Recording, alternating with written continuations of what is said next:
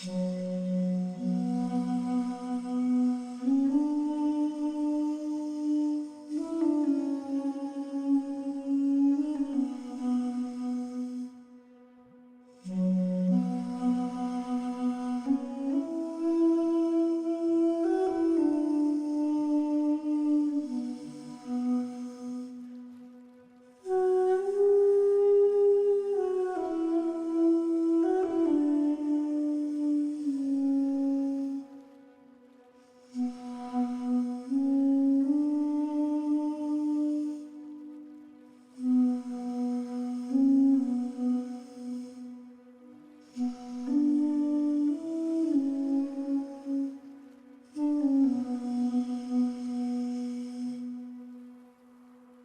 I'm going to open it up with a prayer.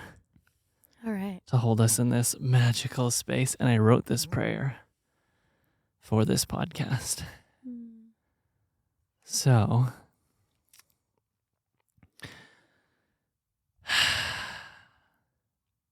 okay. Welcome to Satori. So happy to be here. Before we begin, let's create a nice golden bubble so we can both speak our highest truth. And I love the inspiration of Carrie. So if you can say your name 3 times so we can both just drop in as deeply as possible. Right now? Mm-hmm.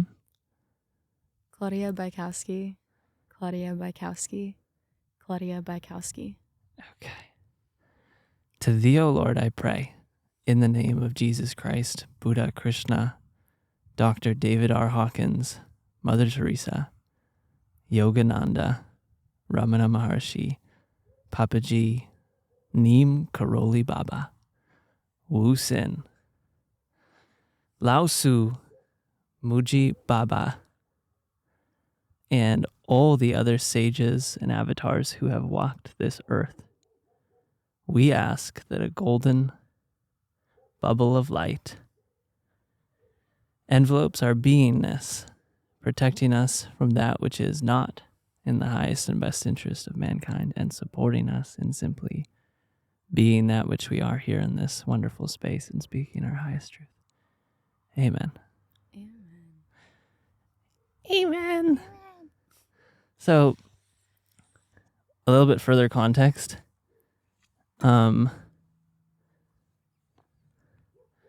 This, which... Whoa, what is that? that you're hearing is that is the sound of Satori, because Satori is the arc of truth, and she sails the infinite ocean of consciousness. And wow, you can just feel how it doesn't really sound like water, does it? No. It's a force. It's a force. And I have a little intro also that I wrote for this that I'm so happy about. It's like an infinite force. Mm-hmm. Satori is the arc of truth, protecting the word of I.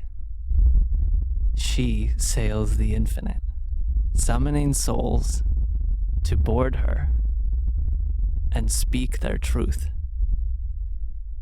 If you wish to board Satori, place your hand upon your heart and say, I. I. I. I.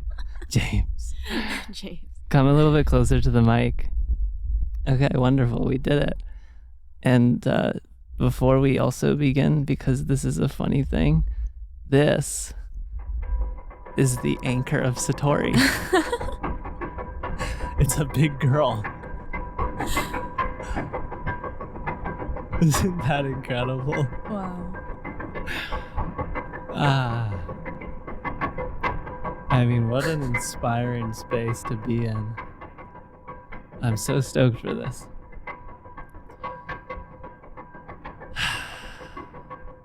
I can't believe it's all coming together Yeah. so perfectly. I know. Wonderfully for your Satori story of the opener of season 2.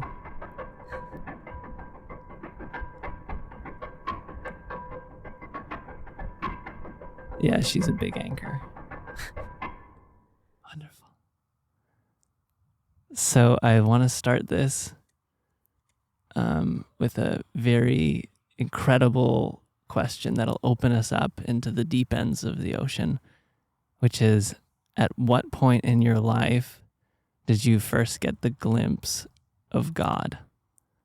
Where you fully kind of felt it and believed it and felt that this is this is something I connect with, not like, oh, the church, and blah, blah, blah, blah. But when did it first fully come in for you?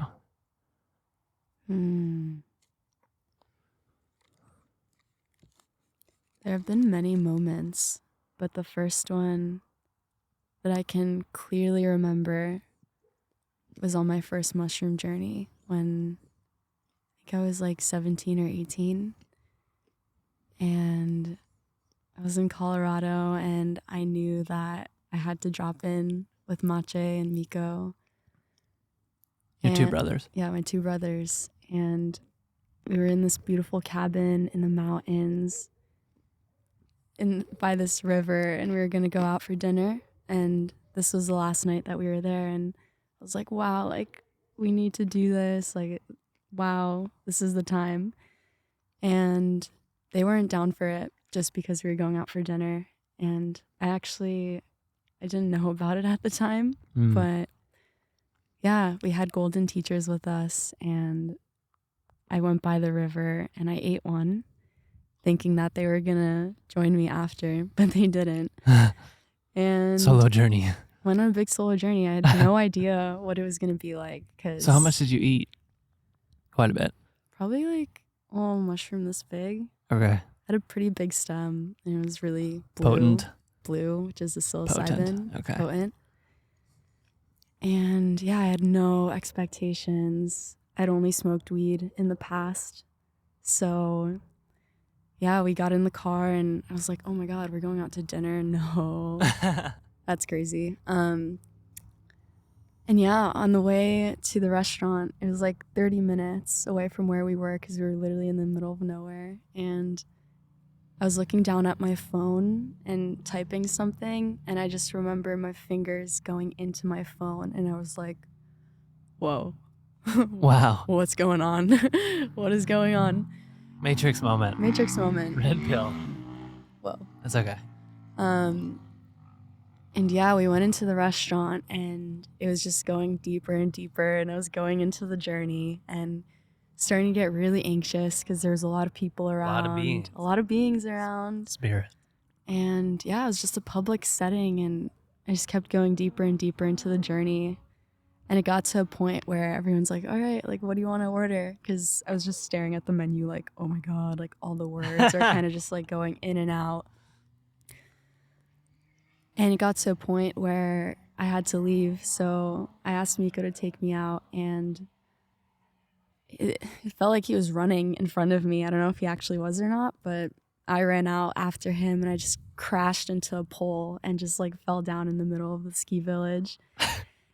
And yeah, was this running out of the restaurant? Running out of the restaurant, and I collapsed like a little baby lamb. And so wait, did you order anything? No, I didn't. So you guys just left? Yeah, I was like, I need to go right now. Okay, they left with you, got it. Yeah. And then you kind of ran out after him. Yeah, so I collapsed, he took me to the car, and yeah, I was just in the car with Dex, who just passed away last week. Dexter, doggy dog. Yeah. And yeah, it was just Dex and I. Miko stayed with me for a little bit, but I was on my journey alone, actually, like in a contained space. It was warm.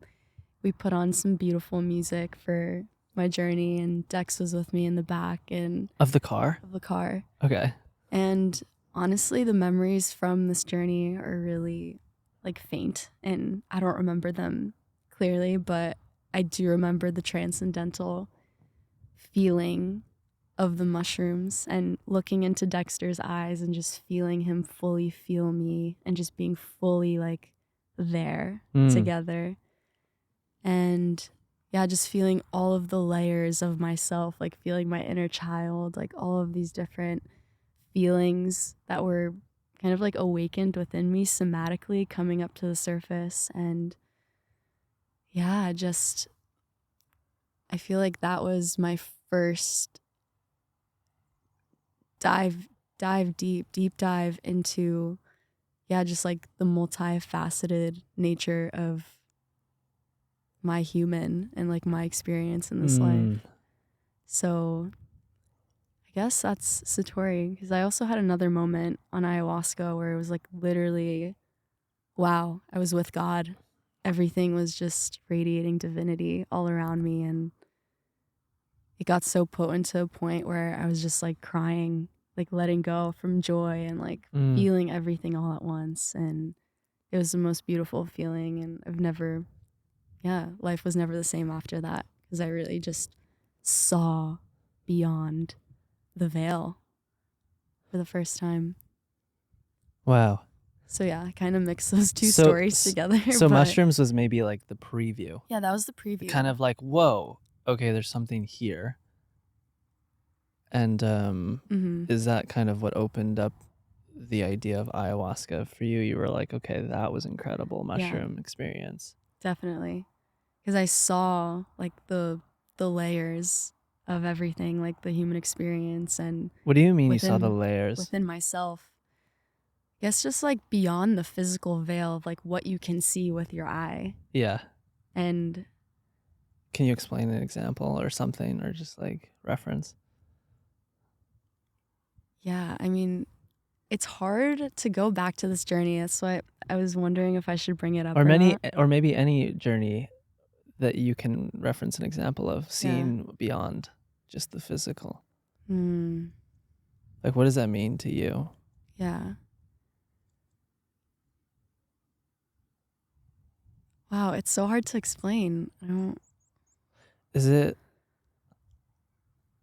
My understanding of that is something to do with like, well, you have this outside world that you think you're separate from, but then you drop in on this medicine and all of a sudden you realize you're not separate from it.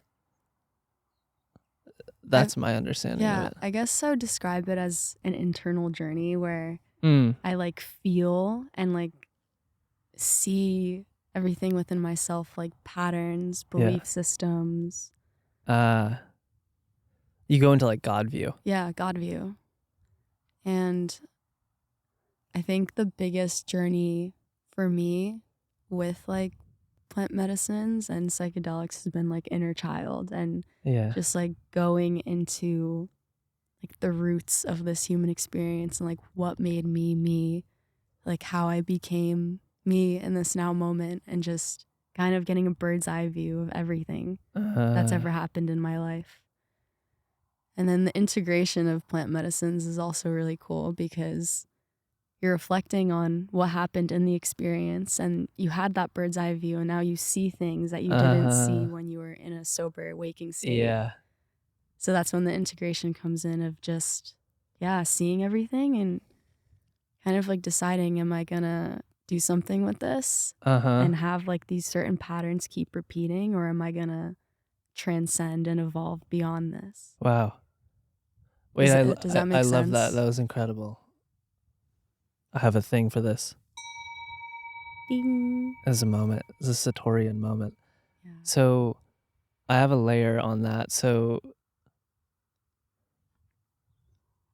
I feel like maybe a lot of people go on journeys or trips and they don't necessarily believe that like there's an integration to occur post journey. And so they kind of just like a fun experience. But for you, you had this sense of like, oh wow, okay, no. Now I'm operating differently post journey. Like I'm not the same. And so like what shifted for you? And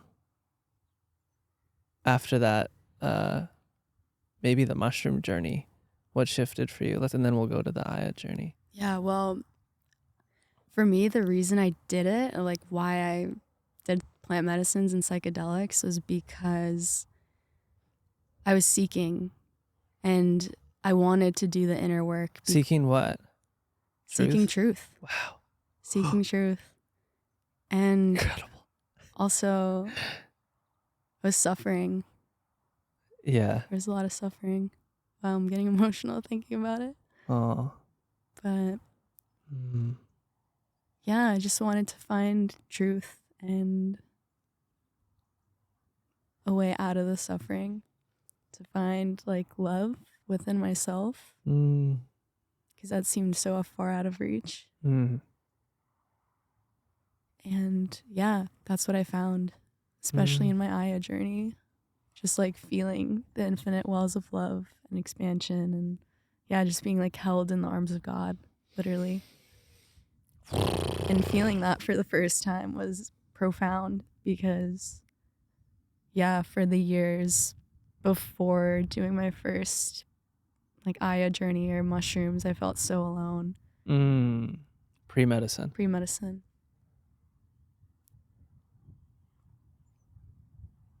I felt that too. Yeah. So it seems like the Aya journey was like ridiculously impactful. Seems like maybe that was the full-on movie of that was Satori. the full-on movie. So what leads you to considering Aya? After the mushroom journey. So that kind of opens your mind up. Yeah, so I guess the progression of it was coming up all around me because my brothers did it. First it was Miko.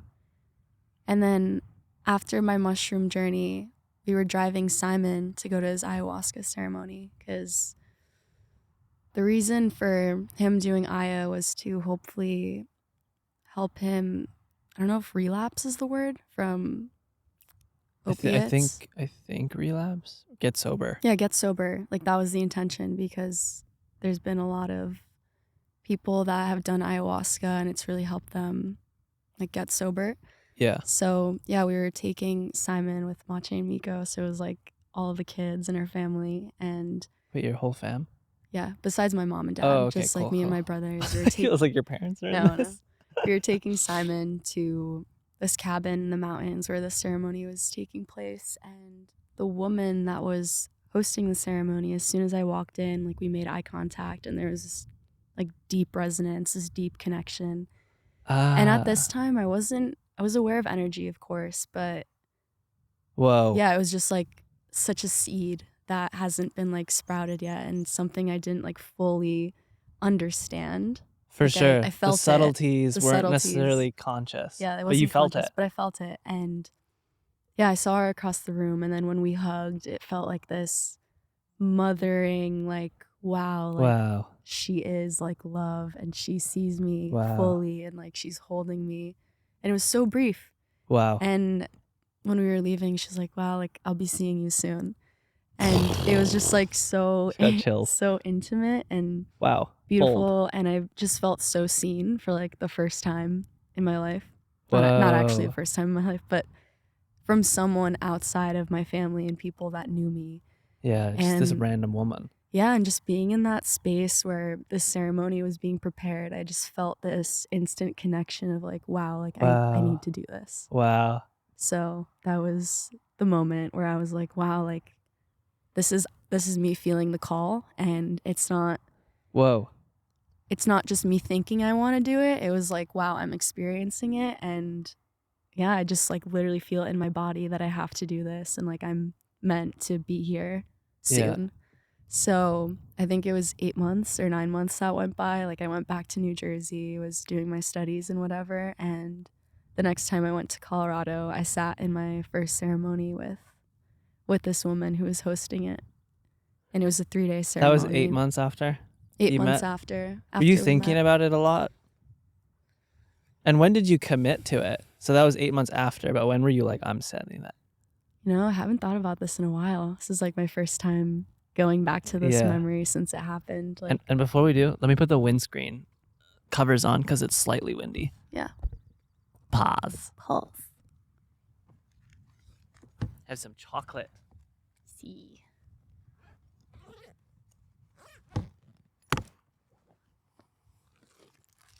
Here you go. You just take that one off and then pop that on. Nature podcasts require extra effort. She is a force. Wait, I don't want to mess this up. Do I just pull it off? So you can kind of slowly... Wait, let me mute it. Hold on. Okay, go for it. So you should be able to just slightly twist it. Or maybe it just goes on top. No, you pull it off. You know, if it's too... I don't want to rip it. Weird. You know, we could just leave it.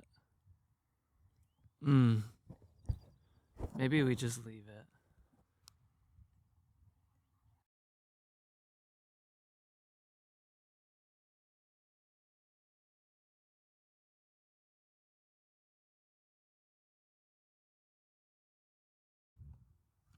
Okay. Yeah, that's I don't fine. think it's that bad. No, it's not. I was just kind of being extra about it. Cautious. Wanting quality to be high for everybody on this journey. Sweet. Okay.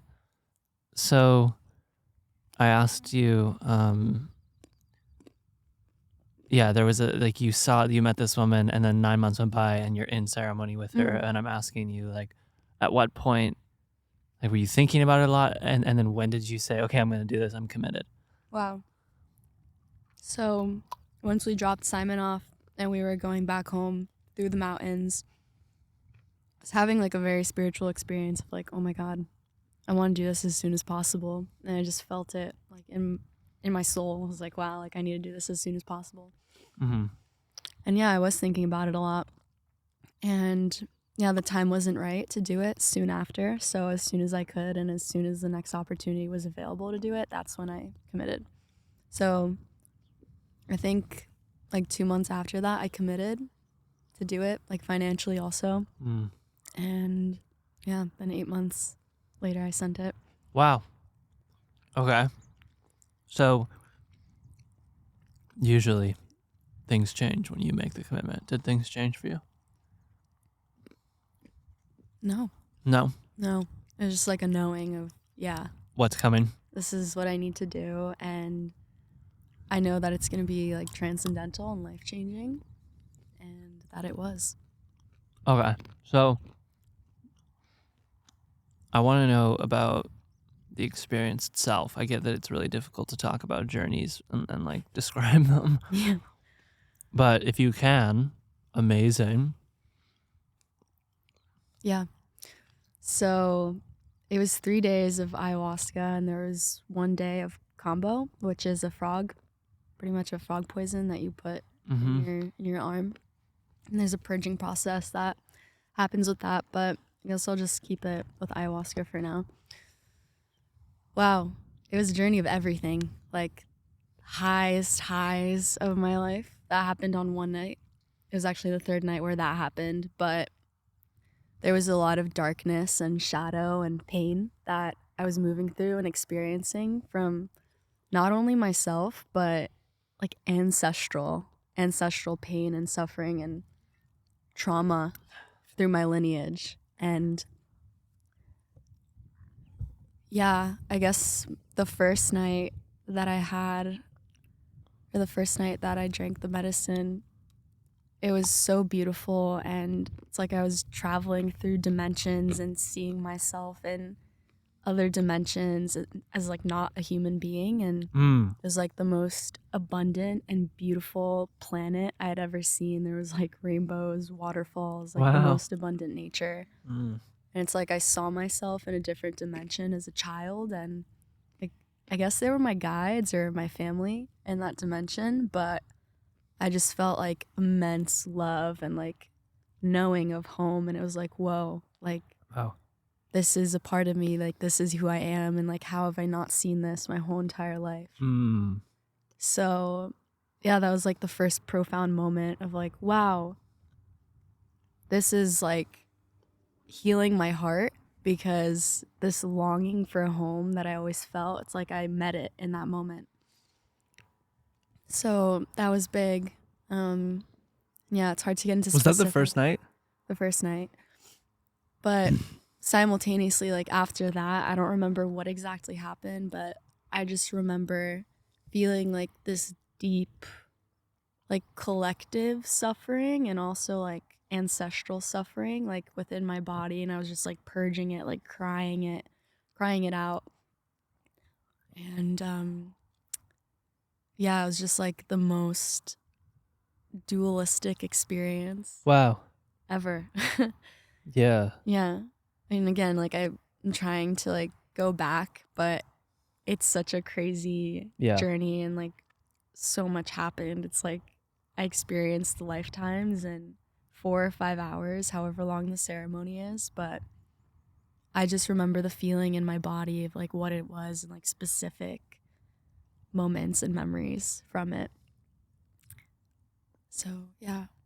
Can you repeat the question again? No, that was it. I feel like I got a little carried away. No, that was perfect. Can't get carried away in the infinite. Oh. So you're going through what feels like a very dualistic but beautiful process at the same time, where you're seeing and feeling this sense of home somewhere else that's totally not from this realm, but there's an inner knowing that it's home, or it was once home and still is potentially home.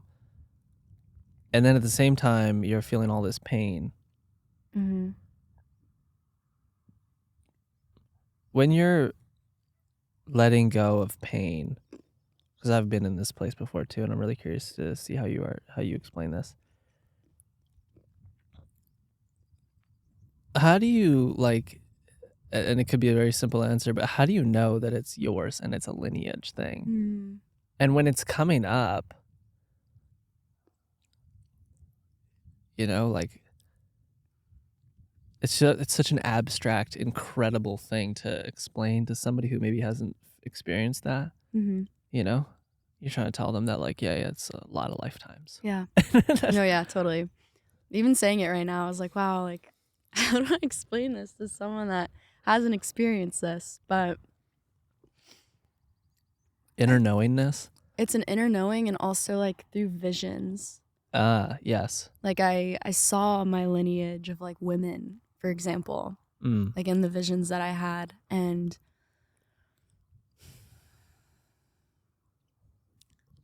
I just felt like I was carrying all of that through my existence here. And it's like I guess I like saw and felt this like genetic transmission from like woman to woman, and like passing on through the lineage, and like seeing like the whole lineage of women. Wow, and incredible. Like going into like different, I guess, lifetimes throughout the lineage, and like seeing like I guess experiences that the women had, or like a specific emotion or feeling. And then also like seeing that within myself and being like, oh my God, like this has caused so much pain and suffering in my life, but it's not mine. It's not mine. And I'm here to like break that cycle. And that's also something that came through really clear during the journeys was, wow, like this isn't mine. And the realization that this isn't mine is my power, because I'm not a victim to this anymore. And I can choose to transcend this and break the cycle of this pain and suffering, so that it doesn't have to carry on to the next lineage. And that's where the expansion of consciousness happens. Because it's like, okay, now I have the opportunity to do the work and actually like heal this, because there's also this realization of I'm not broken, and this isn't my pain that I'm carrying. And I associate myself with this pain, and that's why it's so heavy. And I think it's me, but it's not actually me. Wow. And then you realize you're this infinite being, and you are infinite love, and like you are just pure love, and you're carrying all this, but you have the opportunity to let it all go and create a new reality for yourself, rooted in love and truth. And I feel like that's a big realization that came out of all of this for me, was yeah, just seeing that I am pure love and like, yeah, I can create my reality and I'm not subject or victim to my past or like my family or like how I was raised. So I feel like it gave me the awareness and the opportunity to create a new timeline and a new life for myself because I didn't see that opportunity before. I just didn't see it. And that new opportunity, that new lifetime timeline is basically from this blank canvas. Yeah, totally. Where the backdrop of blankness is infinite love. Yeah, exactly. And it's like all the limiting beliefs were kind of just like wiped. It's like, whoa. Like those beliefs, I don't have to subscribe to that. But I realized that like, wow, I was subscribing to that. And I didn't think I was able to break through that. Yeah. Because that just was me, but it's not me. Wow. So that's huge. Also, something big during my ceremonies that always comes up is just my relationship with my mom and yeah, just like how I was raised and this pain that I felt with women for my whole life and I guess all of the pain that I carry with her and how pretty much my mom shapes me and yeah, how I don't have to like subscribe to that anymore. And because that which you are transcends it. That which I am transcends it.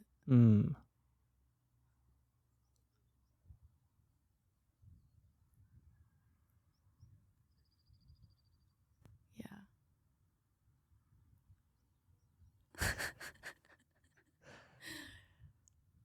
Wow. Yeah, I kind of went blank. No, I get it because that's typically what happens.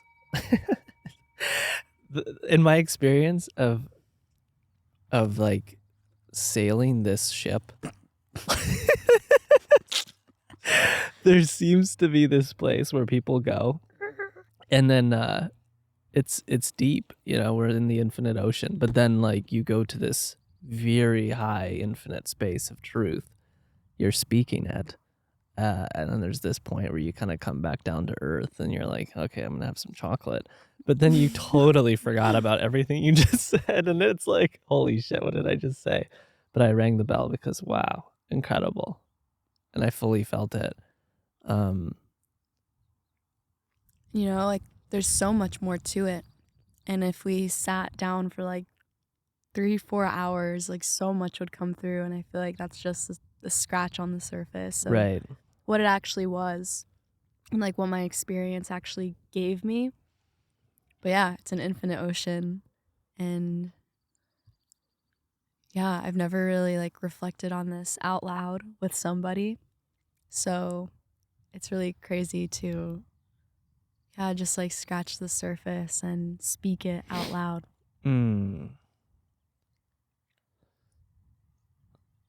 Scratch the surface. Indeed, we are, and plunging deep into aspects of the experience, which is super cool. So something came up for me.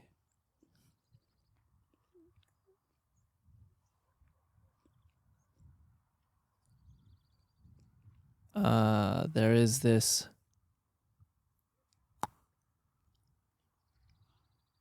sense of lineage, right? Like lineage. It's such an incredible topic, and we could probably talk about it for 10 hours, but you saw almost like traumas or certain things and patterns being passed down through generations of women that you were tied to. Yeah. Yeah.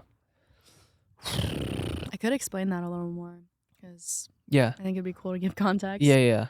I would love that. But yeah, so my family's from Poland. And literally like 2 generations ago, so my grandparents and great-grandparents were in World War II in Poland in like Nazi times, and I knew about some of the history before my ceremonies, like about my grandparents like hiding, like living in a basement and just being like taken away to concentration camps and then like getting out of the bus. Like luckily my grandfather and his brother. And yeah, just like You can't even imagine. I can't even imagine. But yeah, when my dad's parents died and he got like all of their things, he was seeing like letters that they were writing, like journal entries about what was going on through those times. So Wow. I had a little bit of context and a feel into what was going on. But during my ceremony, like when I'm referring to the ancestral things and like the traumas and the feelings, one of the visions I had was just like being taken back to those times and just feeling the pain and the suffering during those times. Yeah.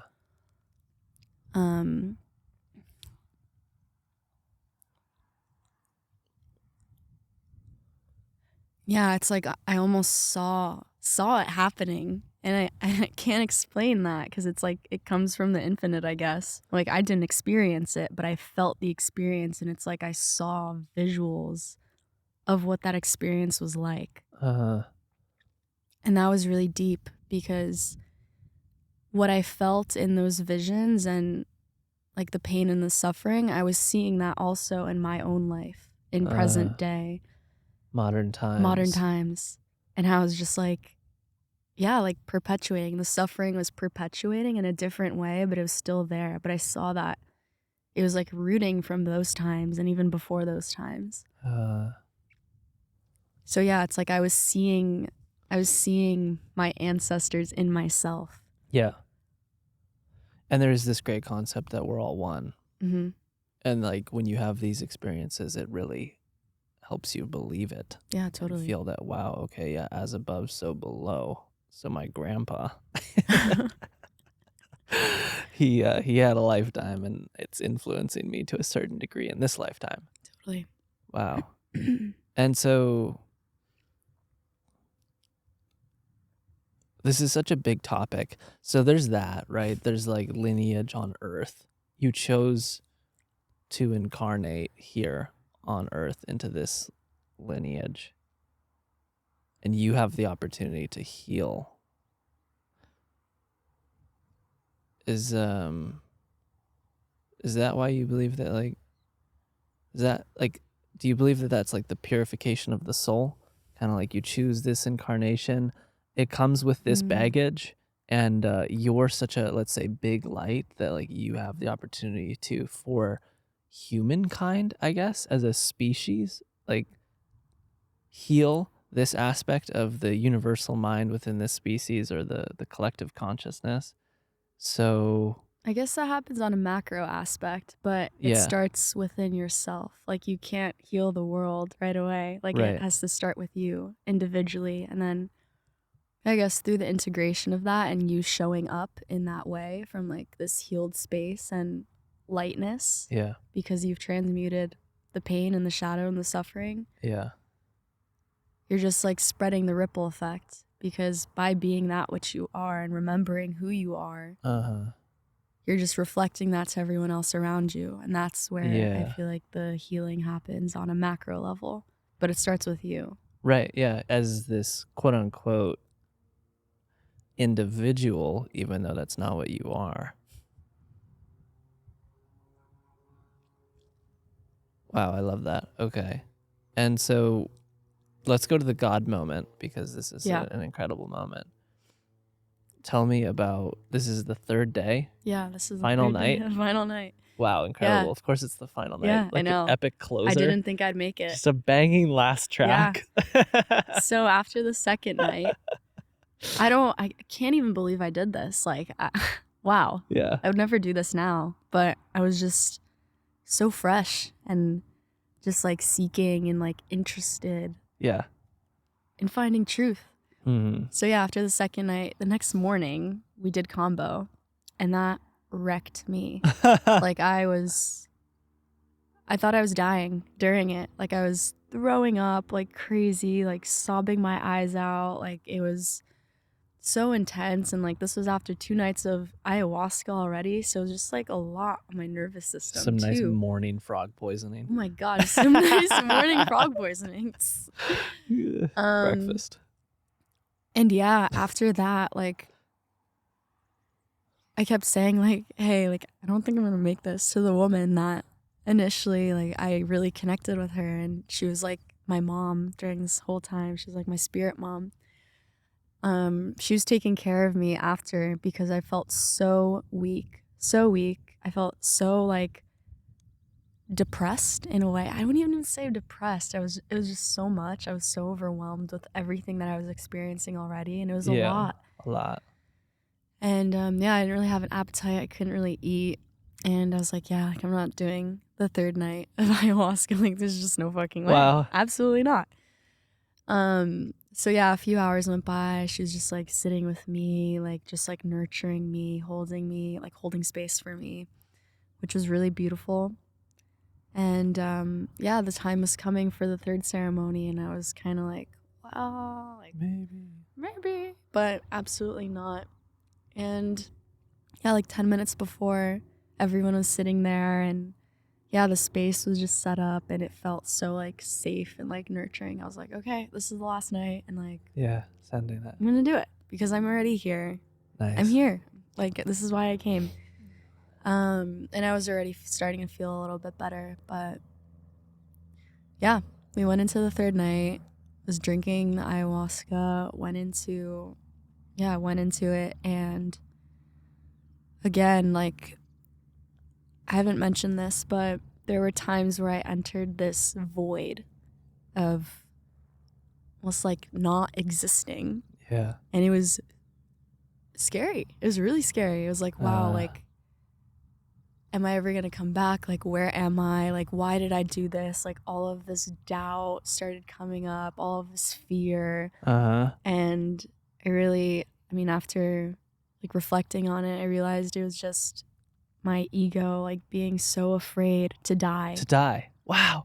That's a big one. That's a big one. Oh. And I was like, wow, like, it's my human, like, holding on. And, like, I just have to let go. Wow. So, yeah, I was in this void for, like, I don't know how long it was, but it was, like, the beginning of the journey on the third night.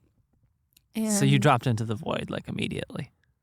I don't remember. The beginning of your journey. But, yeah, it was, like, the first half, and there were other things that were going on, but, yeah, again, like, I can't recall. Yeah, I just felt like I was feeling the field of everyone around me. There was probably like 10 or 9 other people around me in the journey as well. There was 3 shamans. There was 1 woman and 2 men, and they were playing music. And that's another part of the Aya ceremonies that was like life-changing and transcendental, was the music and hearing the music while being on the medicine.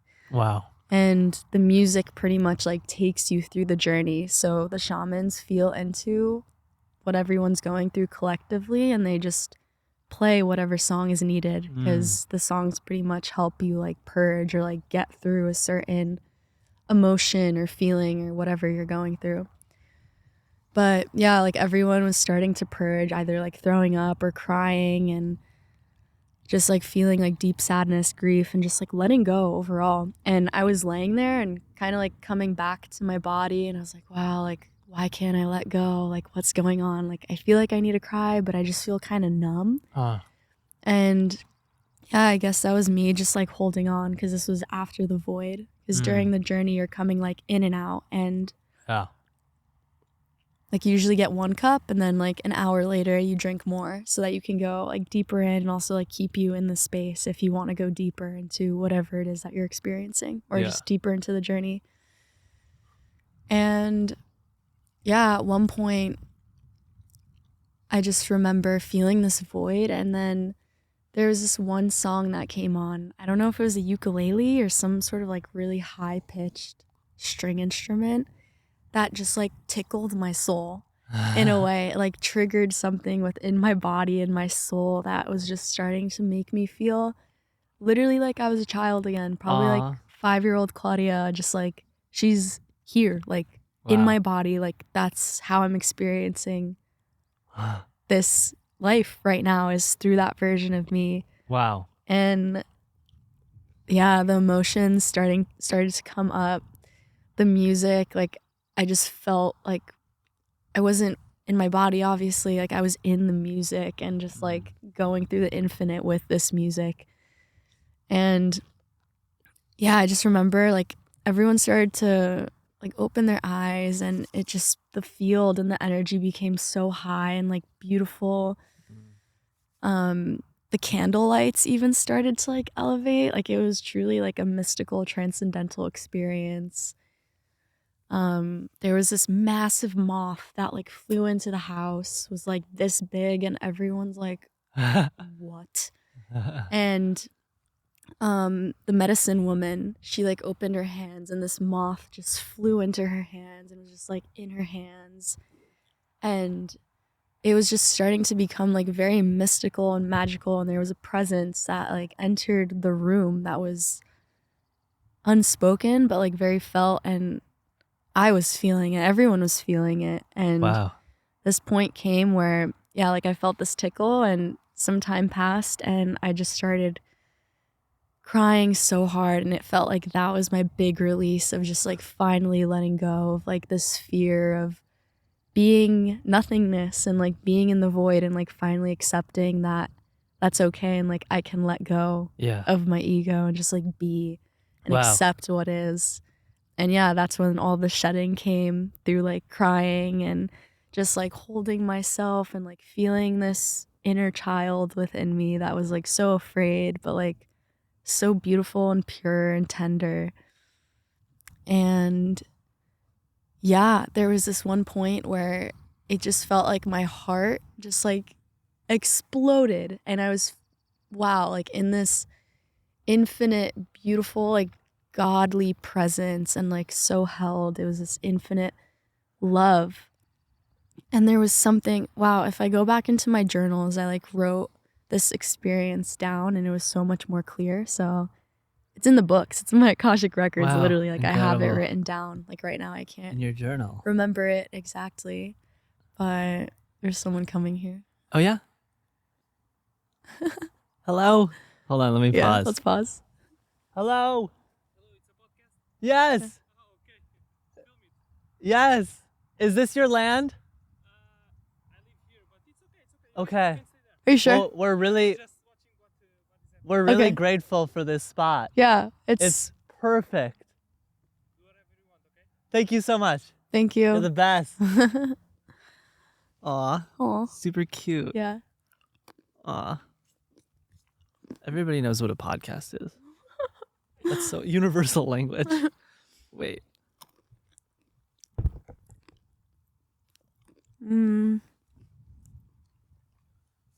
Oh, yeah. So it's in the journal. It's in the journal.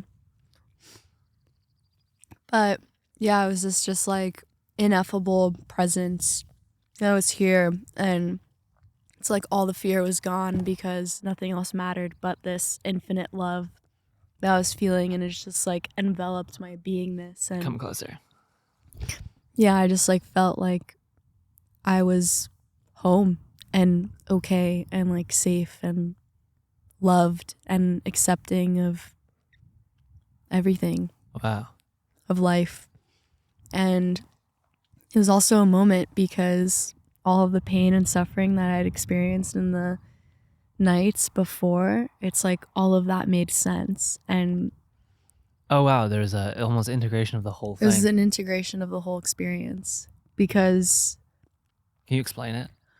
yeah, I guess the first night was very dualistic, where I was experiencing like beautiful like remembrances of my soul and like knowingness and who I am, but also like going into like, yeah, pain and suffering, like all of these shadows, like seeing myself clearly, and like Yin and yang. yin and yang, Nice seeing duality. like seeing memories and patterns in my family system. Yeah. Second day was like mostly void and like, yeah, a lot of fear that I was experiencing, and Humanness. Attachment to humanness. Attachment. Fear of death. Fear of death. That was a big one. Wow. And the third night was experiencing that again. I was like, why am I here? Like, why did I do this? Like, why? Like, literally, why? Yeah. Yeah. Then I had that transcendental moment where it's like, wow, everything's perfect. And that was all perfect. And I'm so grateful. And I feel free, like truly free and like liberated and okay with everything. Like I'm home right now. And like, this is the only feeling that matters. Like, this is it. And yeah. is a whole integration of everything. So yeah, it was funny because I was doubting the third night if I should do it, and then I did, and I had that Most experience mystical, where magical, everything miraculous. just like came together. Yeah. It was like the final piece of the puzzle was put together Mm. for me to see the purpose of why I did it in the first place. And yeah, just this remembrance of who I am and like my soul and my essence and my purity, and also yeah, just like the knowingness of God Yeah. and like this infinite loving presence that is always here to tap into whenever and wherever you are. And it's not outside of yourself, it's within you. And also having that remembrance was probably the most profound thing. Because yeah, the reason I did ayahuasca was because I was searching for truth outside of myself. Yeah. And I was shown that the truth is within me. And the medicine just triggered that remembrance and took me through this whole journey of like seeing clearly, just having these like things activated within myself, these memories, these emotions, these feelings. And then in the end, it was like, yeah, but you are love. Like all of this, but you are love. Infinite love. You are infinite. And yeah, it was the most beautiful gift, I think, that changed my life forever. And that was the turning point where, yeah, I was just never the same again. And I carried that with me, and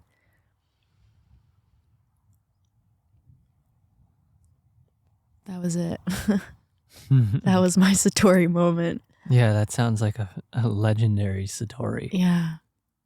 And it's like also all of my, not all of it, but a lot of my anxiety and my fear around connecting with other beings melted away. Wow. I was so afraid of myself. I was so afraid of myself and so insecure and anxious. Yeah. And I just realized I was so much more than this identity that I created and I believed about myself. Wow. So it's like all of that was shed, and obviously there's an infinite amount of shedding to do. Like it's always going to keep going. Like if you keep doing medicine journeys, there's constantly going to be more to shed. But I feel like that was what I needed to just see that I am infinite and I'm love and I'm safe and I'm okay, and it's okay to let go and be free because I already am free.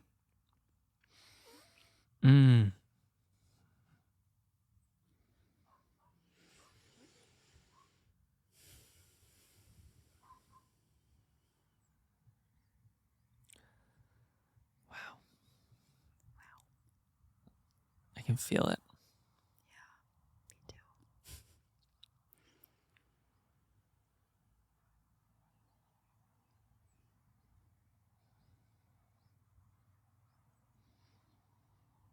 Yeah, it takes you to this infinite place.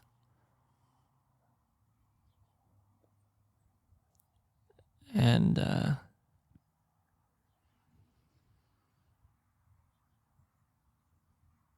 it does change your life forever in the best way.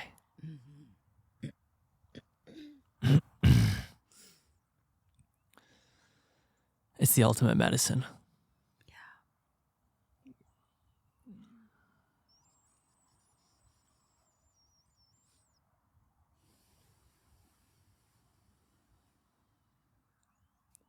After that moment, everything changed because these ideas of who I thought I had to be or the things that I had to be doing completely just erased.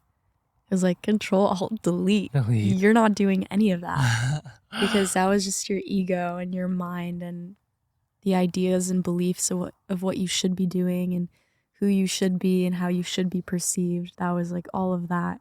So I saw through the illusion of that. And yeah, after my Satorian moment, which was this ayahuasca ceremony, I feel like all of my foundations were kind of like crumbled because they were built out of illusion. Yes. And that's when the real work began of building a new foundation rooted in truth. Yeah. Not out of my ego, but from my heart and soul, like what my soul and my heart desires in this life. So actually leading my life from a space of intuition rather than leading from the mind, which was really difficult at first because my whole life was, just like led through my mind, and like that's all I saw. And I think that's what it is for most people, which is completely normal and human. But yeah, after that, it's like, all right, well, this path of truth is my path and there's no other way. So yeah, I'm gonna lean in and figure this out, because once I can fully let go of control and surrender and actually follow my highest excitements, then I will be so supported and guided by God, universe, source, spirit, whatever you want to call it. Because when I'm in my highest joy, of course I'll be supported in doing that. So yeah, then my mission just became raising the collective consciousness. You're doing the work by myself, like through myself. Because we are at a time right now where there is so much crazy shit happening in the world and so much pain and suffering, and it seems like darkness is taking over. And it's like, how can we shift that on a macro scale if we don't start with ourselves? Yeah. So again, like going back to that ripple effect that we were talking about earlier, of starting within, realizing and remembering who you are within first, actually living that and embodying that. And then that's where the ripple effect happens. Because you're just spreading the love and the light through every soul that you meet. And that's where the change happens, where people start to open and expand their consciousness. Amen. Aho. I love this bell so much. Whoa, I just opened my eyes. It was weird. Yeah. I was somewhere else. Yes, I know. I can feel it. It's an infinite space. It's an infinite space. It's also wonderful to open your eyes into another infinite space. Like the vastness of this valley is incredible. Wow.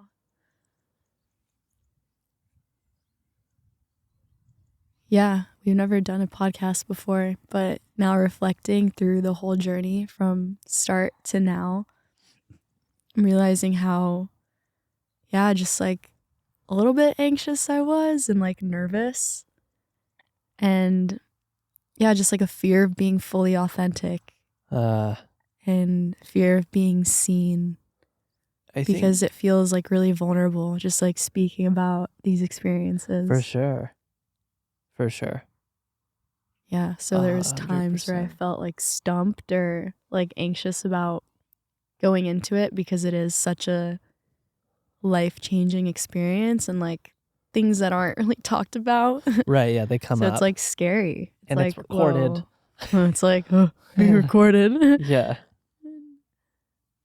But it's so beautiful to reflect on it in this way. Yeah, totally. Because it's like a sacred way of coming together and using language to tell stories of Satori that are really at the core of why we're here. We're just here to purify the soul. Mm-hmm. And in doing that, we purify the collective. It's a wonderful play.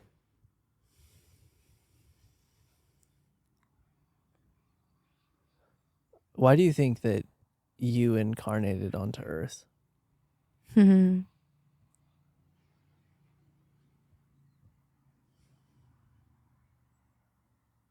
I've reflected on this sometimes in my life during certain times. I feel like I'm here to just help activate the inner child and inner joy in others and just bring lightness and play back into this experience. Yeah. I mean, just I feel that for you. being pure and just like being a light.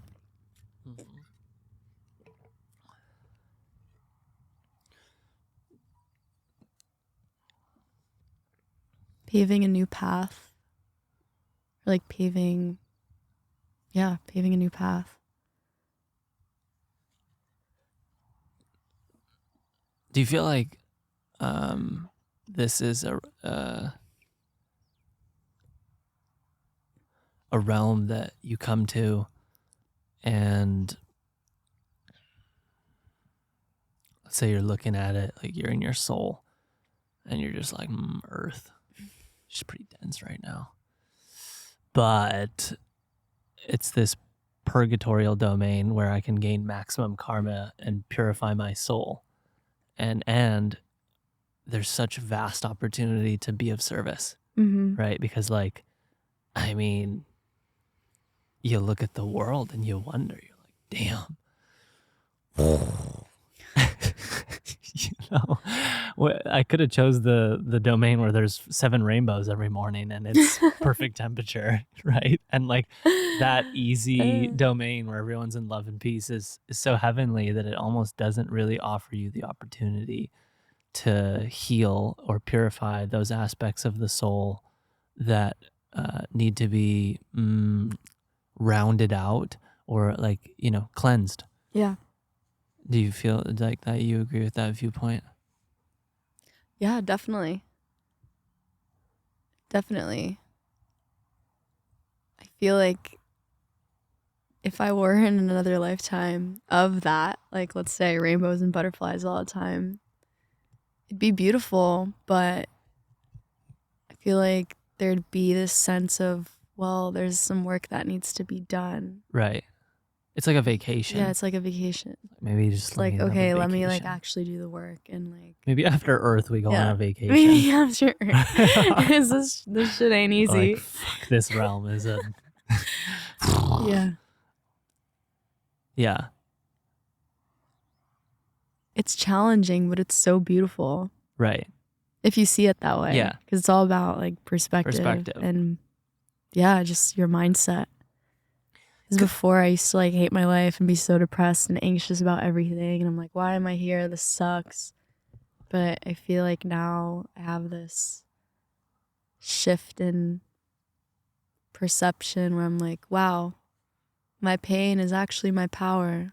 And yeah, I'm not a victim to my circumstances. And yeah, just like the more challenges I have, like the more lessons learned, right. You know? And that's why I came here. I really feel that. Yeah. To transcend the challenges and the pain and suffering, let's say. Mm-hmm. Like let go of that. Feel it all. Yeah. If you hear your voice cut out a little bit, it's because you're far away from the mic. Okay. Or you're talking too softly. See how I just did it there? Like on my voice. Yeah. I feel that for you fully. Just here to frolic the earth and spread your joy. It's almost like you've had a lot of incredible, wondrous lifetimes, and this one is also that, and so it's like, I'm just gonna share this with the world. Yeah. While still being able to have that opportunity to heal and purify what other aspects of the soul there may be to be purified. Yeah. But it's a blessing to reach this heavenly domain where you're so held and taken care of by the infinite.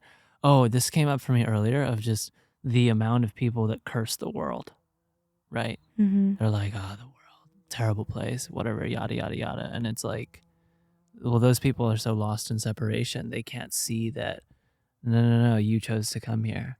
They don't believe that, right? Yeah. It's just like this world. I feel like a video that really brought clarity into my life, and I know it also brought clarity into your life, was Christian, the man who Oh, yes. remembered his reincarnation into Earth and For sure. remembered his soul's journey and like seeing the lifetime that he was going into before he actually came here. And I feel like that YouTube video, I think his name's Christian Northrup. We can try to put it. Yeah, we can link it below. But I feel like his remembrance also sparked a remembrance within me where I was For like, sure. whoa, Yeah. oh my God, duh. Like, that's the truth. I just felt it in my body. Like, And him talking about going through the veil. yeah, the veil. The veil. Ooh. Oh, obviously, there's a veil Yeah. where you forget everything. Wow. And that also wow.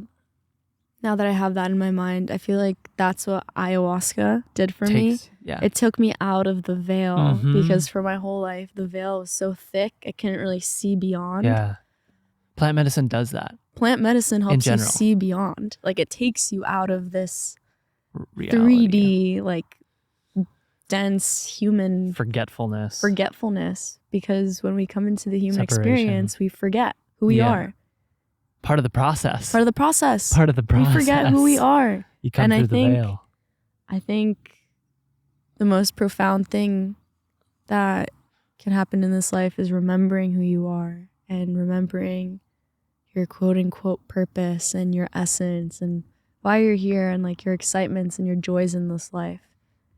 So I think we're all here to be in love. Like, we all want love. We're here to be in love with life, with each other, with ourselves.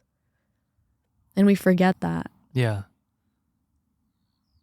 Yeah, the sense of the forgetting of the unity, right? Like, it's just, wow. And I'm really careful about saying we're all here to do that because I think there's a fine line. I feel like some of us have certain karmic propensities and karmic lifetimes where we're just not meant to remember. Sure. Doing other work. Yeah, so that's why I say we're all here to like remember who we are and like that's what we're all here to do. It's not what we're all here to do. No. I think some of us are here to do that. Some of us are here. And we're like the messengers. Yeah. And I feel like the people that do have that awakening in their lives of whoa, like seeing beyond the veil and like remembering who they are the messengers, and those are like the quote unquote light workers, or some people use the term starseeds, or whatever you may call it. But I feel like those are the beings that are just like helping raise the collective consciousness, because it's like the awakening of the soul, the remembrance of your soul and who you are and why we're here, and like the infinite love and just like God. Yeah. Because we all are God. Yeah. I felt when you were talking about that, there's this one spirit guide that I have that's really intelligent, very complicated problems he's good at solving, and likes to send the messages through dreams. And I feel that way about some humans that, like, so let's imagine that spirit comes down to earth and incarnates, right? Like, what's he going to do? Well, he's probably going to play like a significant role in something that's highly technical. Maybe he'll invent penicillin. You know what I mean? And like, it's special to feel into these scientists who go into the realms of the intellect at such a depth where, I don't know, you come out and you're like, oh yeah, it's MC squared or whatever that is, you know, like that's gravity, or this is how this works.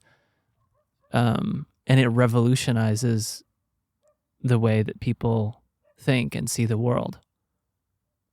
And it's not necessarily like a, look at me, I'm Jesus Christ. It's more like and this will allow the foundation of the earth to be stronger, because people will live longer. They'll have access to this medicine, penicillin, or they'll have access to vehicles so they can transport, or airplanes. And it's all those beings that play those roles, you know? there a bee on me? And I heard the buzz. Like,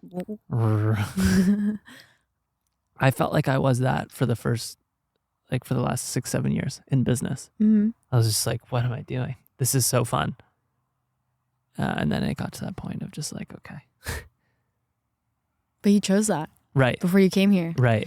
There's that aspect of the soul that's like, I want to do some intellectual stuff. You weren't ready to remember. No, Sometimes it's different for everybody. we have to do certain things before we remember, because once we remember, we can't do the things that.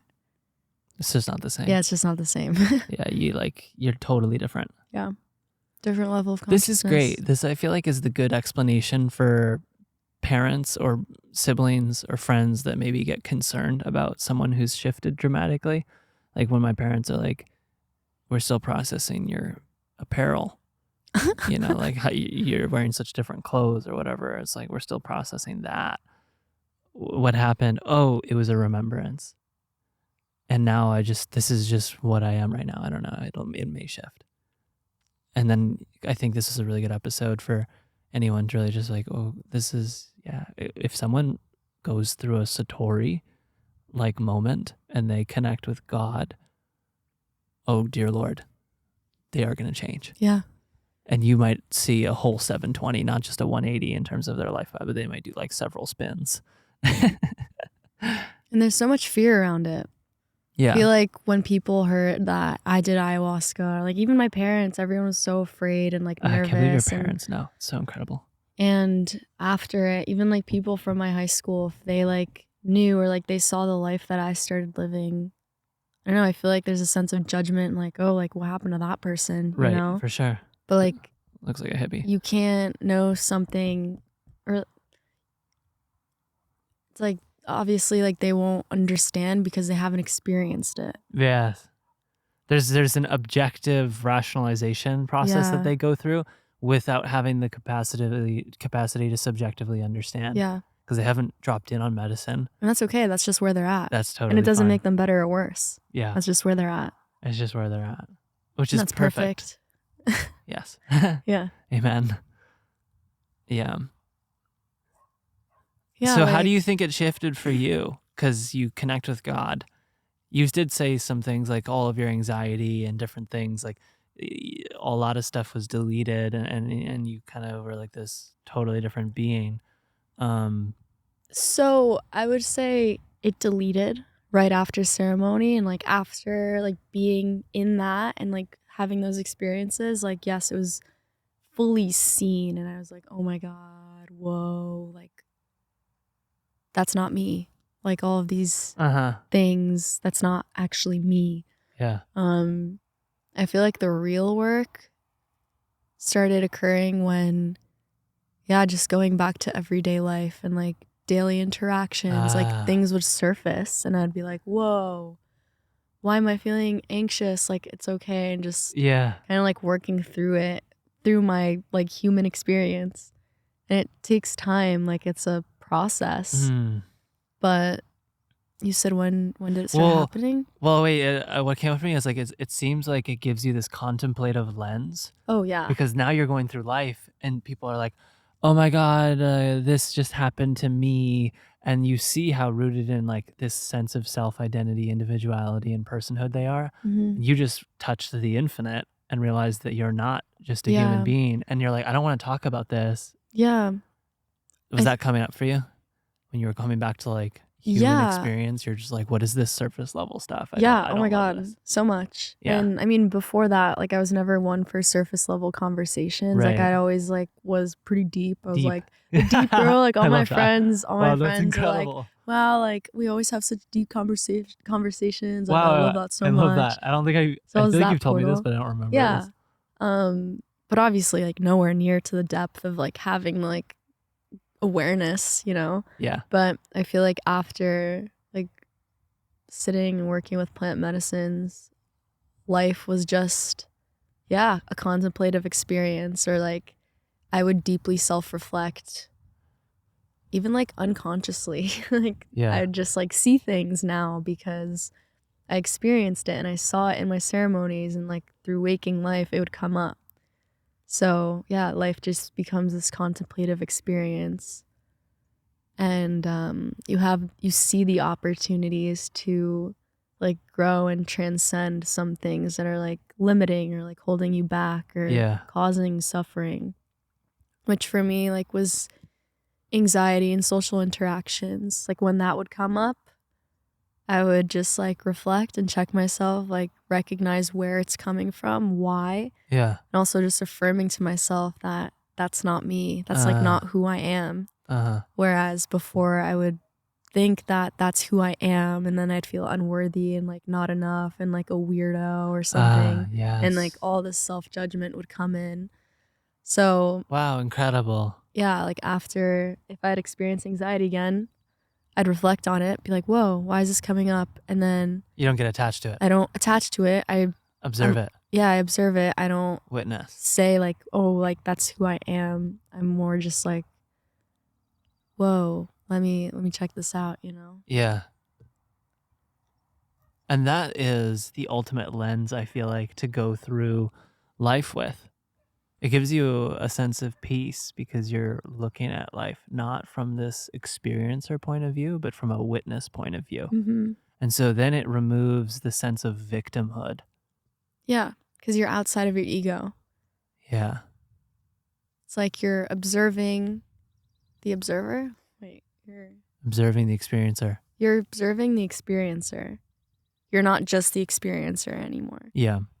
You see it You as see it. kind of an illusion. Mm-hmm. This sense of like, oh, there's anxiety coming up. I have anxiety. It's like, no. This might just be someone on the bus I'm sitting next to. Yeah. Wow. And so do you feel like that was the most kind of profound lens that you walked away with the experience with, was this sense of, wow, I now see myself from this perspective of witness or observer, and it gives me this sense of peace because I no longer attach to these emotions that come up as being mine.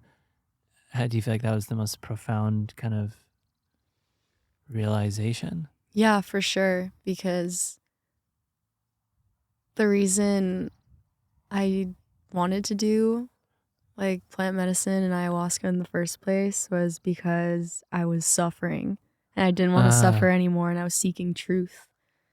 And yeah, when I realized that I wasn't depressed, which is a label, that I wasn't anxious, that I wasn't like all these things that I thought I was. Yeah. I just like detached from that, and that was the most liberating thing, because those labels and attachments to those things was what was actually causing the suffering within myself. And it was like every single day, like it was always there and like so present and like heavy, and like I hated myself, and yeah, just like such a lack of love because of these attachments that were so strong, and they like started eating me alive. So yeah, I think the biggest gift from these experiences was the awareness and the remembrance of who I am. Remembrance of who I am. Who are you? I'm an infinite being. Nice. The pronoun Like who always gets me a little bit, you know? Yeah. What I am sounds a little bit better. We're talking about language and verbiage, which is difficult, right? But you know, like when I feel like who, I think some people might get a little bit lost in it, and they still might think, wait, but who? And they look for a face, and it's like, well, hold on. An infinite being is all that is. It's not necessarily a person, but we do like to use language to define it as a who, because it's a little bit easier to understand. Right? Yeah. Yeah. And it's like I can't say one thing, like I'm this or that, because I'm everything and I'm nothing, like all at once. All at once. So even using the word infinite, it feels limiting, but like it's the closest, it's the best word we can use in this human language, because also language is so limiting compared to like the truth of all that is. Yeah. And infinite's the best word. Yeah, it is, truly. It's like there's no end to it, and there was no beginning. And that's a tough thing to like, you know, Your brain's kind of just like, Yeah, now speaking about this too, I'm realizing that the reason why it was so hard for me to explain these transcendental experiences was because words are so limiting. words and are so limiting. I was swimming in the infinite ocean of like, experiencing it for real, experiencing like it for real. subjectivity. Yeah. Wow. And like it's hard to put words to that because it's so like far beyond what words could ever encapsulate and portray. Yeah. Yeah. And when you do come into, because I feel like you've done an amazing job of explaining it in this. Yeah, it's been really incredible. Wow. I think there's also a fear of like people watching this and being like, she's crazy. Yeah. Because it's for like sure, judgments, judgments and like fear of judgment. Yeah, I know. Yeah, I still have that subtly with like maybe my parents a little bit, or just a little bit, where I'm like, I really want to talk to them, but let me just release all these podcast episodes first. Yeah. Maybe they'll get a little trailer. Oh my God. Wait, what were we talking about? Is the deep side? Oh, the infinite. Words being limited. Oh yeah, you're doing an incredible job. I feel like I read your poems and it's so your journal entries are so incredibly deep. We should read that one that made me cry in the coffee shop like 2 days ago. But first, I need to go pee. So this is a massive cliffhanger for everybody to just stay on. Okay, I'm gonna go pee too, and I'm gonna check the battery. I'm gonna mute them. Yeah. Wait, but doesn't it feel like you come out of a spaceship? Yeah.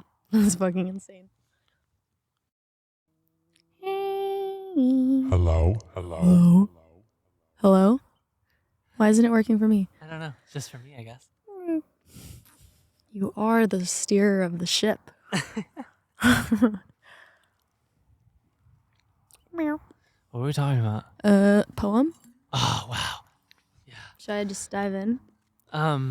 Wait, before you do, give a story. The context of this, for me, at least just in this, and you can add some context to the context of your poem, was how incredible you've become at objectively describing that which is subjective. So we're using words, which is limiting oftentimes, to articulate the infinite. And I feel like, wow, in your writing, it comes through really strongly. Mm-hmm. Yeah. And in your speaking too, but in your writing, and for me too, the clarity is just like, yeah. So. Should I read the first one or the second one? I think we should read both, but let's read the first one. Okay. Sometimes I think that there's something wrong with me. Then I remember that I'm a walking miracle who chose to come down into this human experience to transcend the levels of consciousness. Wow. So that I can contribute to raising the collective field of consciousness back into love, harmony, joy, and peace. We begin to take our lives so seriously, forgetting that we are infinite beings experiencing this human experience through our human meat sack vehicle. Our problems become so big in our lives that they begin to swallow us whole, and we forget to zoom out and realize what this lifetime is all about. We're here to love. We all want love. And love is truly the answer to all. If we can return to a loving state, we can reunite with our natural state. I see that sometimes I think there's something wrong with me because I am not in a loving state towards myself. My inner critic becomes the dominant voice in my head, and my state of being shifts into self-judgment and unworthiness. This state of being makes me feel disabled and puts me in a state of suffering. And the reality is that there is a lack of love and acceptance for me. I judge me, I reject me, I hurt me, I don't believe in me. Self-love is the answer, because only when we love ourselves first can we then give and love others from a space of wholeness and overflow. It all begins within, realizing that you already are whole and that you are love. So that was the first one. And and I feel like everything that was talked about on this episode was so just like relevant to that. Just like that, Wow, that's what my journey was. That was the realization. Yeah. Wait, anything else on that one? I mean, like that one was just so much, it was so deep. Yeah, just like I mean, it started off, sometimes I think that there's something wrong with me. Right. And that was, I guess I would compare that to me thinking that I was like depressed and anxious and like that there was something wrong with me, that Yeah. I was just like unlovable. And then realizing that I am love. Yeah. I am an infinite being. Yeah. And the reason why I'm experiencing this is because I'm not in a loving state, and I'm judging myself and I'm hating myself. Uh-huh. And it all starts within. Wow. When I love myself, only then can I actually truly be whole. Like, well, we are whole innately, but only then can I love others wholly. Yeah. Returning to wholeness. Fill your cup first, because you can't give to others when your cup is empty. It's just the truth.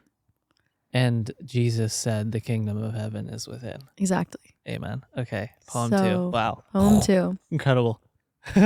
I've really been asking myself recently, am I coming from ego or am I coming from my heart? First of all, why do I do the things that I do, and how do I feel doing them? What is the motive or the intention? Am I putting on a mask or a performance to prove something or to be perceived a certain way? Do I feel comfortable in my own skin when I'm around other people?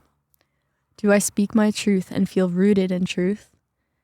The ego is what makes us human. It should be perceived as a friend and as a teacher. So many people say, kill the ego, yet we need our ego to survive. Wow. To deny the ego is naive. To acknowledge and observe the ego is wisdom. Wow. I've been asking myself all of these questions recently because I am human. And sometimes we need to self-reflect and check in with ourselves to see if we're operating from the logical thinking mind or if we're operating from the infinite space of our heart and intuition. The mind is so powerful that we can mistake it for truth because we may be on a mission to fulfill the ego's desires. But to know that fulfilling the ego's desires is not true fulfillment and liberation that your soul craves is wisdom that only a few realize in this lifetime.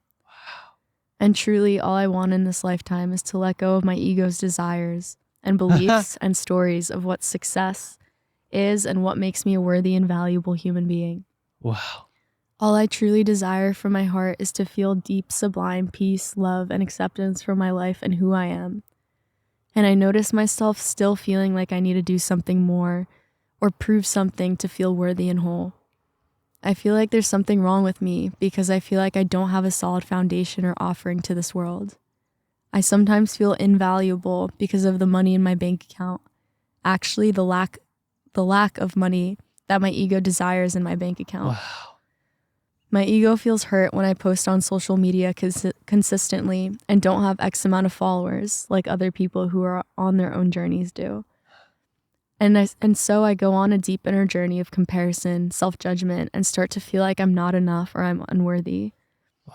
It feels insane to even write and reflect on this because I see it so clearly now. Comparison only gives my power and energy away to people and things outside of myself. Amen. And this journey of the heart path, inner peace, and enlightenment is all about going inwards and realizing that it's all within you. Wow. It will never be found outside of you, but that is what the ego will try to convince you of. I realize this and have a strong awareness and inner knowing of all of this, yet it's still something that I am working through and face every single day. And I'm so grateful to even be where I am with my awareness and consciousness because the heart path to inner peace, joy, and fulfillment is my path. And I am human after all, working with the ego and shedding identities, labels, conditionings, and belief systems that are limiting and scarce. It's a necessary and unavoidable part of this experience. Stay aware and ask yourself these questions. Be gentle with your human. Love your shadows and the humanness of yourself. Don't be too hard on yourself and let go of unrealistic expectations and judgments. You don't have to be anyone or do anything. You already are perfect and whole. There's no need to prove anything, for you already are. Let go of the mind and sink deep into your heart. Wow. Incredible.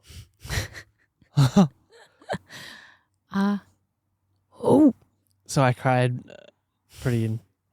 Yeah, that one hit me so deep. Both of them hit me so deep when I first heard them. And actually hearing them now again, I feel how it takes me to this infinite space. Yeah. Do you want to switch spots? No, it's okay. Yeah, okay. I just want to sit like this. Are you sitting? Wonderful. Well, I'm like squatting. Yeah.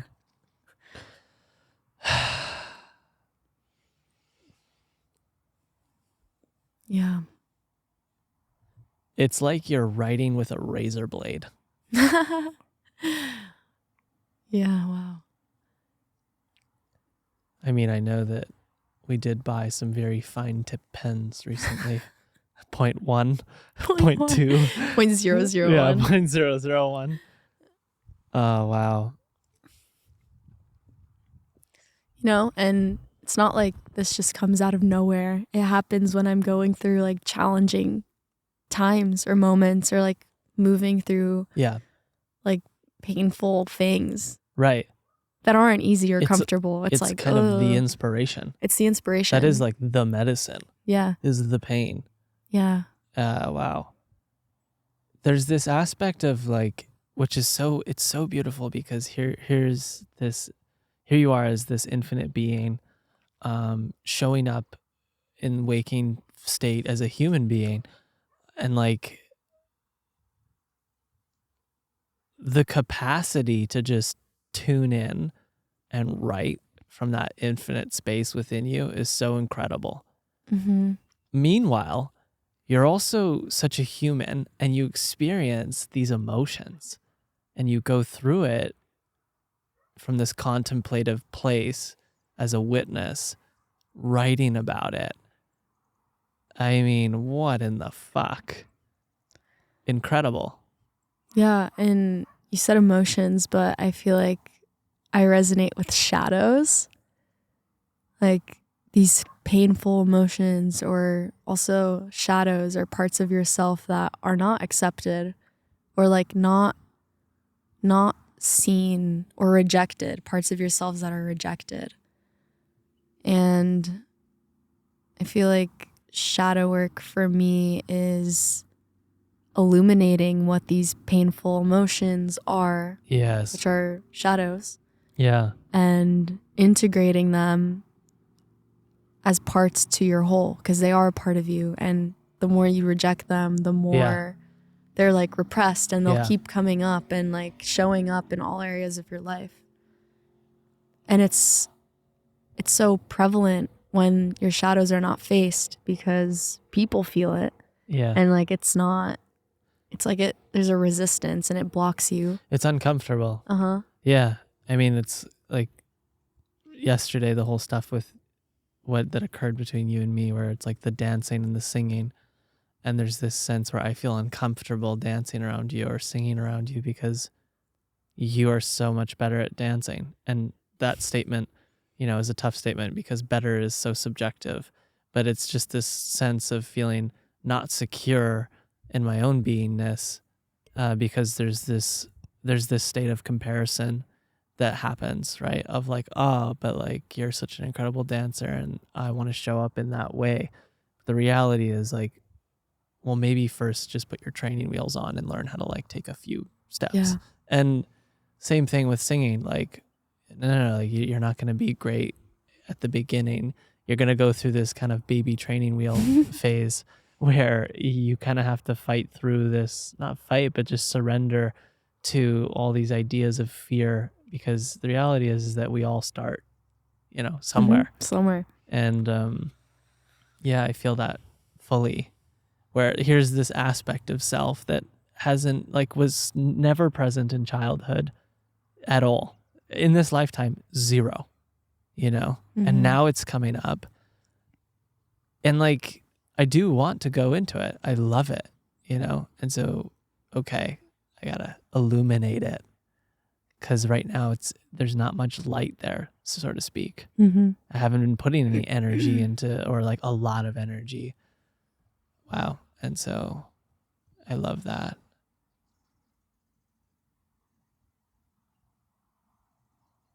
Yeah, what a beautiful process. It is beautiful, fully. It's like someone illuminates that within you. Yeah. For sure. And it's going to make you uncomfortable. Possibly. Maybe not for everybody.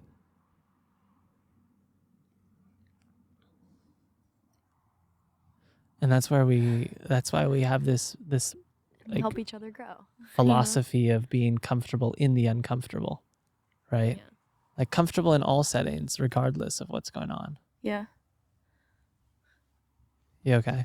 Yeah, I'm just on this hill and it's like not the best. There's like rocks under my butt. I know. I keep offering you to switch sides. It's okay, it won't help.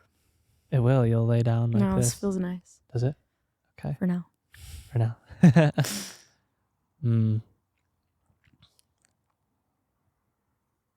Yeah, the hill has her ups and downs. Yeah, she'd be like that. This vineyard though, right? Wow. I mean, mystical. We're in the middle of a Incredible. cloud at this point. I'm so glad that we Did it finally? recorded this podcast Yeah. almost 3 weeks later. Yeah, we've been We trying wanted for a long time.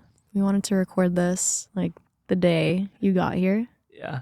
and we've been trying. That's It just hasn't been working out, and so much has been going on. there's a lot It's been a going big, on. big journey. Big journey. Big journey. Mm-hmm.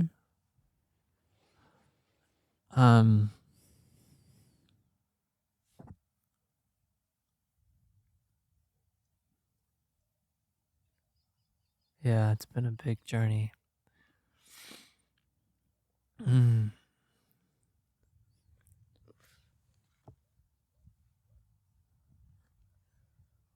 Ouch. Yeah, that would have been deadly. That would have been deadly. There's a lot of spikies around here. Ook. I was just looking at the vineyard and feeling how it kind of looks like the scale of consciousness, the map of consciousness by Hawkins. Why? Well, because there's certain lines, right? And then there's levels. Right. We're kind of facing the wrong way. You know, if it was going horizontal, Feels like that. yeah, it would be, and then you're transcending the levels. You're kind of hopping rows. Yeah.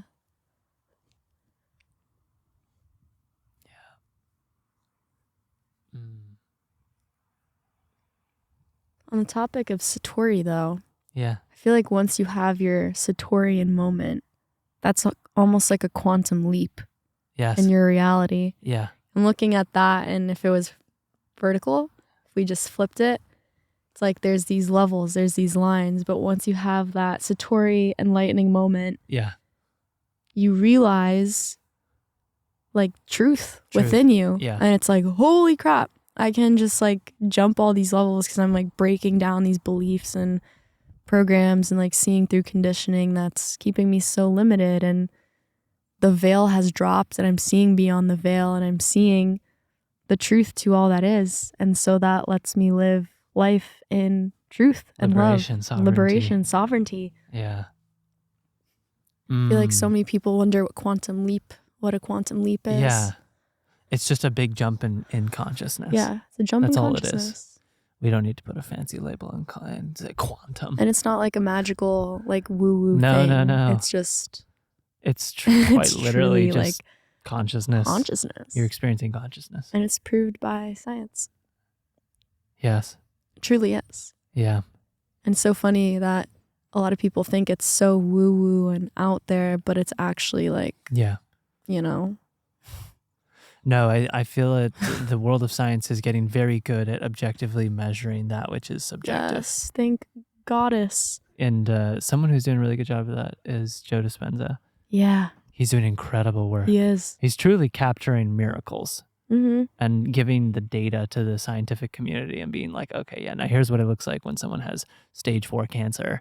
They're about to die. And then they Yeah. leave the event and they don't have a trace of it. And then the scientific community is like, you know, they're kind of no longer able to accept that these anomalies. It's so beautiful also. This is such a funny topic because the scientific method, you remember that from science class? Yeah. Okay, well, there's this Oof. sense that like hypothesis, and then you go to the end of the cycle, and it's like output, and it's consistent. And so if you can prove that this will consistently happen no matter what, then it's true. But then what's incredible is when anomalies happen, anomalies that don't align with the consistencies of this scientific method. 'Cause they're not measurable. They're not measurable. So then we say, well, we don't know. It's like, and it kind of just gets thrown under the rug. But that's the miraculous, and that's the infinite. And Or they completely don't even like take that into account. They Zero. completely void it because Zero. they're, can't be measured. Yeah. Well, it's not measurable, so of course it can't be measured. Yeah. And they want to kind of Trying to put it in a box. throw away and throw away the miraculous as like, well, yeah, I'm gonna do stage 4 cancer and then no cancer happens every day, but we're just gonna look the other way. You know, it's also a miracle. What? Kangen. Kangen, yes, Kangen is a miracle. The water. Miracle water. Mm-hmm. Truly. Kangen is a miracle. Yeah. Thank God. Thank Goddess for Kangen. I need to get the Kangen thing programmed into the button so we can just Kangen. push it. Well, I think that we're nearly 2 hours deep. This one felt really good. Yeah, It really felt did. really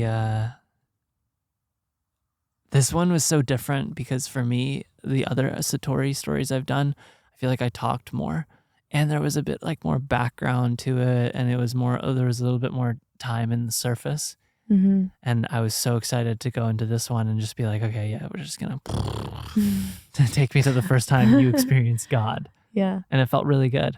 Yeah. And it still actually is a slower start where it's like, okay, you're kind of like submerging slowly. Yeah. Right? And I was also moving through my own like discomforts and judgments. For sure. Yeah. Also. There's a sense of being comfortable. Yeah. You just kind of get into the space though after like 30 minutes, Mm-hmm. 30, 45 minutes.